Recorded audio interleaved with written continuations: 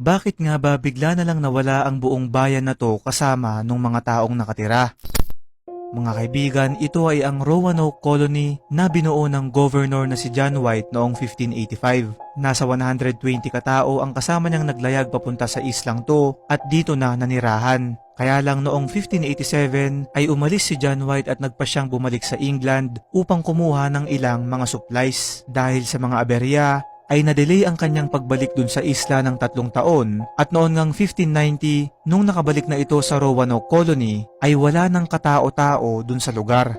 Wala na yung mga bahay, wala na rin yung 120 kataong kasama niyang nagpunta dun at maski ang kanyang pamilya ay misteryosong naglaho na parang bula.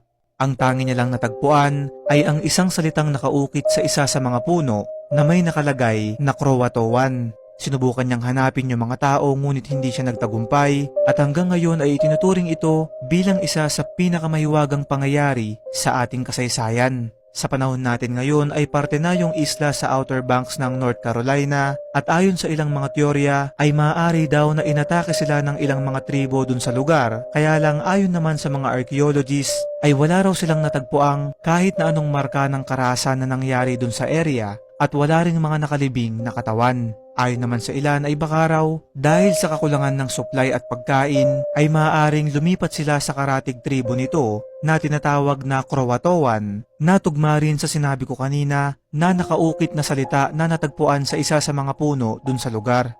Kaya lang kahit na tunog posible ang teoryang ito ay wala pa ring ebidensyang mahanap na magpapatunay na ito nga talaga ang nangyari sa kanila. Ang sinasabi naman ng iba ay maaari daw na sila ay napunta sa isang wormhole at napadpad sa ibang dimensyon o panahon o di kaya naman ay may pumaslang sa kanila na isang kakaibang nilalang na hindi na nag-iwan ng kahit na anong ebidensya. Noong 2007 nga ay ginawan ito ng palabas na pinamagatang Rates of Roanoke at hanggang sa araw na to ay wala pa rin kasagutan sa mga teoryang ito kaya naman ang kwento ng Roanoke Colony ay mananatiling isang hiwaga sa ating lahat at hindi natin sigurado kung ito ay mareresolba pa. Ikaw kaibigan, ano sa tingin mo ang nangyari sa kanila?